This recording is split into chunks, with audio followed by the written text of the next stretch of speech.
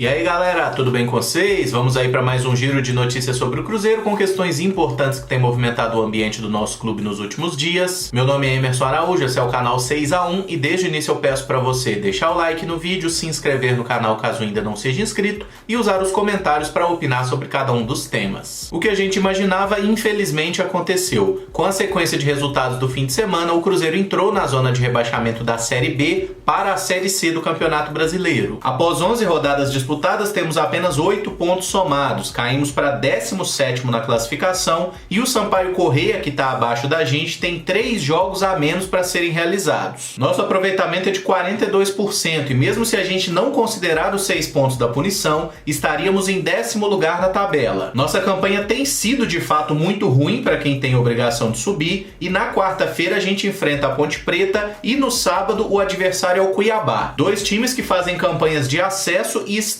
no G4. Nada melhor para um início de recuperação que bater esses oponentes. Eu sei que é até meio irritante falar nisso após as últimas 2 partidas especialmente, né? Mas a gente não tem a opção de desistir, tá? É nessa hora que a gente tem que crescer e não é muito inteligente jogar a toalha na 11ª rodada de um campeonato que tem 38. É arrumar a casa, tentar de novo e fazer melhor, tá? Eu sei que o baque de sexta-feira foi muito duro, né? A forma como a gente perdeu gols e a forma como foi castigado no fim, mas não tem muito segredo, galera. É jogar bola, é torcer para que o time faça melhor e principalmente ver se a galera treina um pouquinho, né? Porque eu acho que se o Cruzeiro tiver melhor treinado, a gente vai sim conseguir melhores resultados, a começar por esse duelo duríssimo da quarta-feira contra a Ponte Preta. Inclusive o Cruzeiro vai ter alguns desfalques, tá? O zagueiro Kaká e o volante Ariel Cabral, que tomaram o 3º cartão amarelo, estão suspensos. Além disso, os jogadores que estavam lesionados, o Léo, o Cáceres e o Jean, não devem retornar para essa partida. Quem talvez esteja de volta é o volante Henrique, que inclusive já tem treinado normalmente com os companheiros,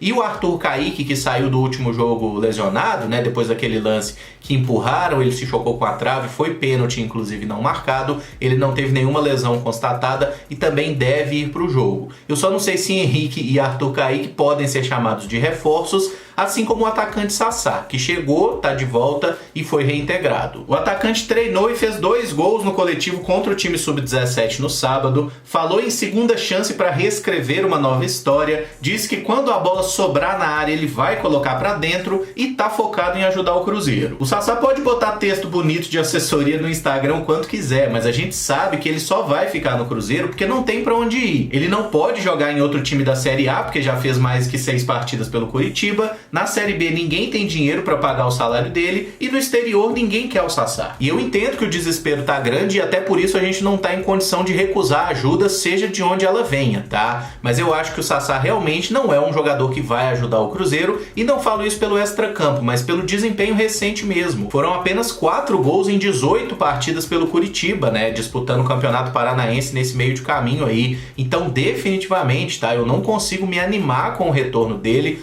Torço muito para queimar a minha língua, só que tenho imensas dúvidas se o Sassá realmente vai fazer alguma coisa boa pelo Cruzeiro. Mas vamos torcer, né? Já que tá de volta mesmo, tomara que jogue bem. Outro atacante que voltou recentemente é o Zé Eduardo. Ele se disse muito feliz pela oportunidade e se colocou à disposição do Ney Franco já para jogar contra a Ponte Preta na quarta. O Zé marcou 9 gols nessa temporada em 10 jogos disputados. É uma média espetacular e, na minha opinião, ele tem que ser o titular nesse jogo, inclusive. Se ele tá em condição física, não tem por que não ser ele o escolhido para jogar, tá? Ah, mas só começou a treinar agora. Dane-se, irmão, o cara faz gol. Se a gente somar os outros atacantes do Cruzeiro, o Marcelo Moreno fez 2 gols no ano, o Thiago fez 3 e o Robertson fez 1. O Zé Eduardo fez 9, né? Se a gente considerar com o Sassá, que fez 4, a gente tem 10 gols em 4 atacantes e o Zé Eduardo marcou 9 sozinho. Tinha um papo que ele tava com incômodo muscular, né? Que ele reclamou disso lá no América de Natal. Inclusive, na semana passada veio a informação de que ele estava lesionado, mas ele chegou, fez os testes físicos, na coletiva disse que está à disposição para jogar, então bota o camarada, tá? O que a gente não pode continuar é insistir em jogadores que a gente viu que não estão funcionando. Uma situação que repercutiu bastante durante o final de semana foi a respeito do zagueiro Manuel, tá? Circularam boatos e fotos aí em rede social de que o jogador estaria numa festa no sábado. Tem alguns prints de rede social dele com aquele Gagal Tavares, que é um camarada rico e amigo de jogador, eu não sei explicar o que ele faz, mas em uma das imagens tem uma mão que parece ser do Manuel esticada para o lado lado de uma garrafa de uísque. O Manuel se defendeu em rede social dizendo que estava num almoço com família e amigos e não foi a nenhuma festa, e que nunca desrespeitou a instituição nem a torcida do Cruzeiro. O que bota mais uma pitada de confusão nesse angu é que o tal do Gagal Tavares postou que estava numa festa no mesmo sábado, só que à noite. O Manuel não aparece em nada dessa festa. É possível que o Manuel teve no almoço com o camarada na parte da tarde e não estava na festa à noite? É possível. É possível que o Manuel também estava nessa festa à noite?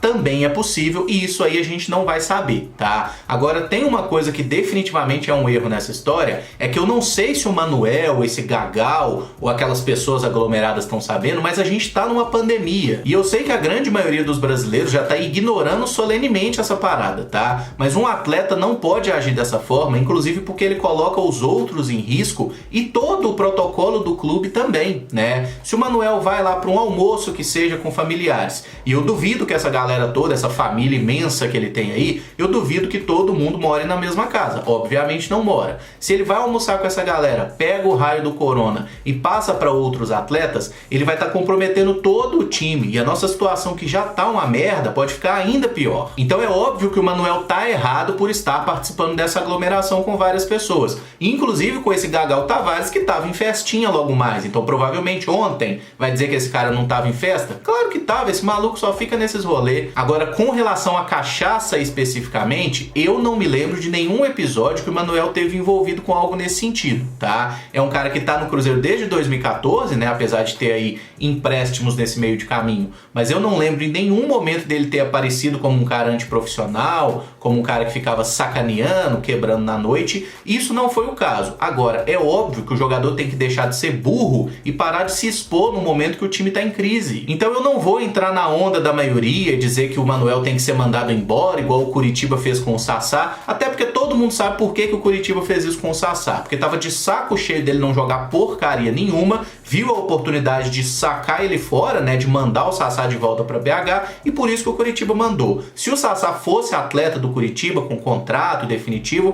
pode ter certeza que o Coxa não tinha mandado ele para cá também. Fato é que até o momento que eu fecho esse vídeo não houve nenhuma comunicação oficial do clube, tá? Então não há uma posição oficial do Cruzeiro sobre o episódio, e particularmente, se o elenco do Cruzeiro começar a beber e começar a ganhar jogo, eu não vejo o menor problema, porque parece que esse time não bebe, mas também não ganha. O que resolve? Aconteceu um episódio bem desagradável nesse final de semana, de uma torcedora humilhando um funcionário do Cruzeiro, levando moeda pra ele. Eu acho que vocês devem ter visto algo sobre isso em rede social, e particularmente eu prefiro nem comentar muito sobre isso, simplesmente pelo fato de que a moça em questão parece que foi mandada embora do seu emprego, o que eu acho muito justo, tá? E eu acho que as pessoas deveriam ter um pouquinho mais de consciência de que os funcionários do Cruzeiro, especialmente os mais humildes, eles não têm nenhuma culpa do que acontece com o clube, eles não têm responsabilidade e eles não podem fazer nada para mudar essa situação. E se alguém quer ser engraçadão e quer zoar, vai zoar presidente, vai zoar jogador, vai zoar esse pessoal que de fato pode fazer alguma coisa, tá? Porque ficar zoando gente que é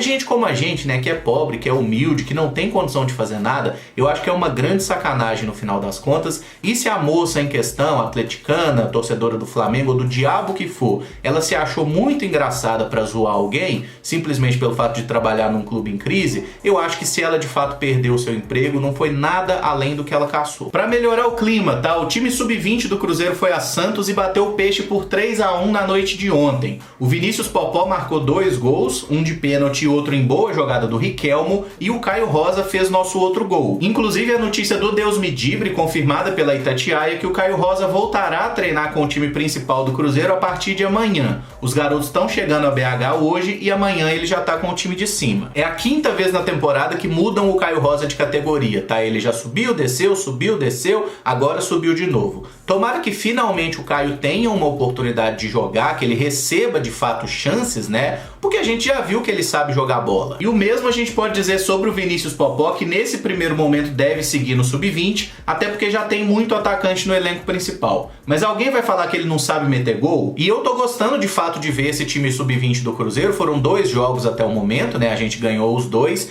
E eu não sei muito bem se é mérito do Micali, que era o antigo treinador, ou do Gilberto, que é o técnico agora. Mas esse time do Cruzeiro joga um futebol bem mais interessante que aquele do início do ano, que era treinado pelo Célio Lúcio. Após 2 rodadas, o Cruzeiro lidera o Brasileirão Sub-20, empatado em todos os critérios com o São Paulo, e ambos aí com 100% de aproveitamento. Na quarta-feira à tarde a gente encara o Lanterna Bahia lá no Sesc Venda Nova. E vou fechar falando do time feminino, que perdeu ontem por 4-1 para o Internacional. Nosso único gol foi marcado pela volante Capelinha e o resultado causou a demissão do técnico Jorge Vitor. Ele era auxiliar técnico na última temporada, foi promovido após a saída do Hoffman Túlio, mas não conseguiu superar as expectativas. O time era presa fácil para as adversárias mais fortes e só conseguiu se impor contra times muito fracos. E o que mais pesou para a demissão foram os resultados. As cabulosas estão em 11º na tabela com 13 pontos, 5 abaixo do primeiro time no G8 e apenas 3 pontos acima da zona de rebaixamento.